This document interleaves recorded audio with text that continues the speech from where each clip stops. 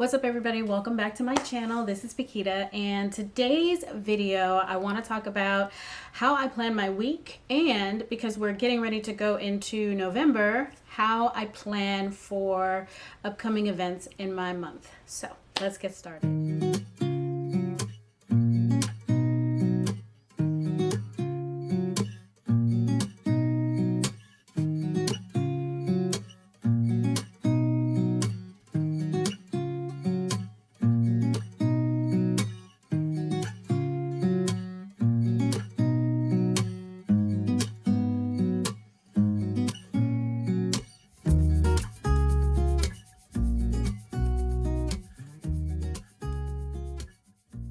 I usually start to plan my week on either Sunday evening or Sunday afternoon, or I do it Monday mornings. Recently I've been doing it Monday mornings simply because it's quiet. It's a little easier for me to look at my calendar and figure out what I've got going on and what I need to focus on. I'm really focusing on the big things that are going to create a bottleneck and prevent me from doing something else, because everything is really not a priority. So when I'm talking about planning the top 10 priorities for the week, I'm really talking about what are those things that I have coming up that if I don't get them done, I'm not going to be able to get something else done. So that's usually how I plan my week. And so I look at a couple of different things: my work calendar, what do I have kind of big coming up, and then my personal business calendar, like what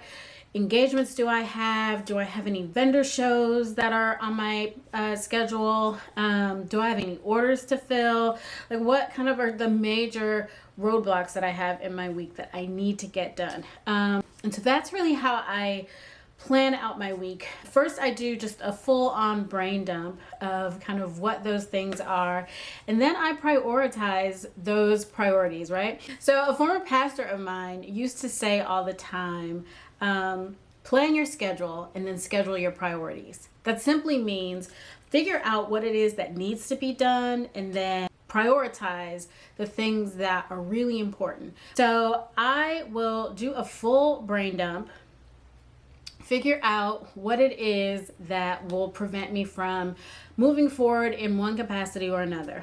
And then once I've done that brain dump, I only focus on 10 things, and then I will kind of stack rate them in order of importance. I usually try to focus on low-hanging fruit, so I get those done like early in the week. My quick wins, I try to knock those off my plate really soon.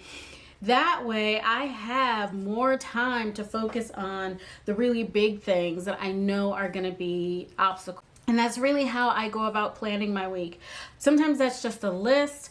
Y'all have seen in my office, I have a huge whiteboard over here. I will make my list in my strategy journal, and then I will create my list on my whiteboard, because it's easier for me to go through it, move things around. I can number, I can, just do whatever I need to do. But I like walking into my office every morning and seeing a red line through, items on my list that I've already taken care of. And I like just, I like the reward, the personal validation that I give myself when I start to see things falling off my list. My primary planning strategy is I only focus on 10 things. The week is my time box. It's my sprint. Monday through Friday, the goal is whatever 10 things I have to do, I need to get them done by Friday. That is great because that's 5 days in a week. That gives me 2 things a day to focus on.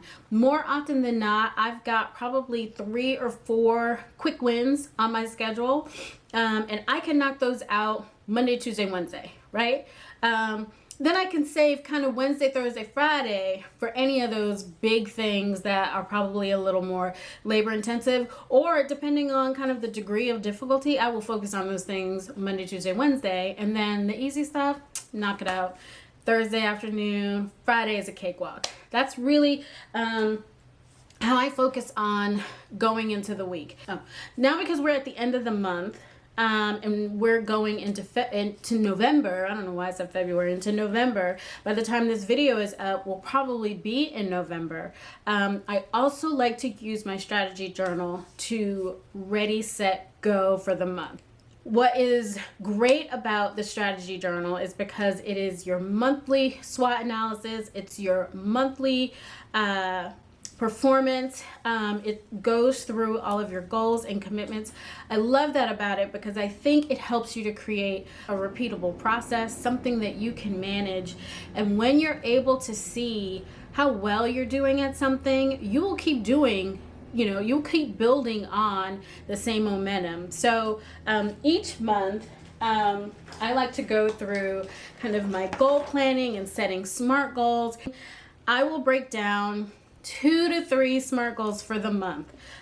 I try not to inundate myself with a bunch of things that I want to call goals that I really haven't built any structure around, and I just won't have time to get them done.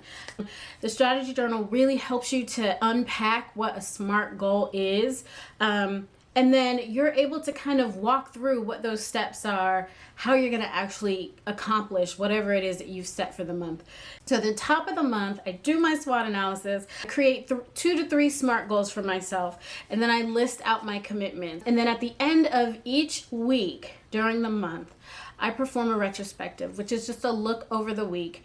What did I do that went really well? What are the things that I did that weren't so well? What are the things that I want to change? The retrospective looks at all of those things because it helps us to get better and better about our own self-development and self-discovery and how we manage our time and how we're performing. So in whatever area it is that you're trying to develop or just get incrementally better at, the retrospective is an amazing tool. If you're not planning with any specific tool, just keep in mind, as you go into the week, I would say there are 3 key things to keep in mind. 1, do not overwhelm yourself.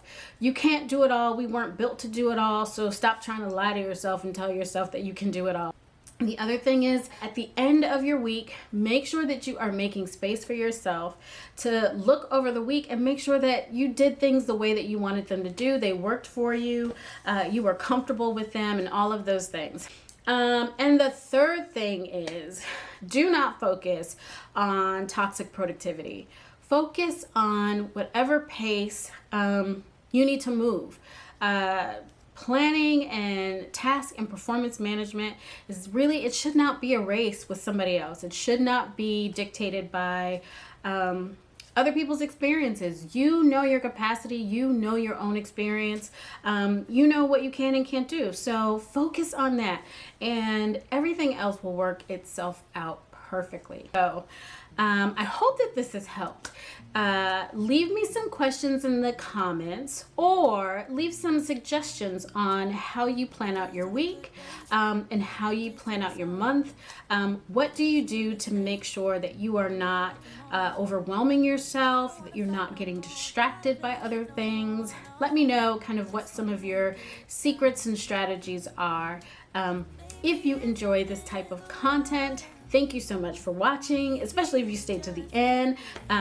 Definitely like the video, hit the notification bell, subscribe, and share, and I will talk to you next time.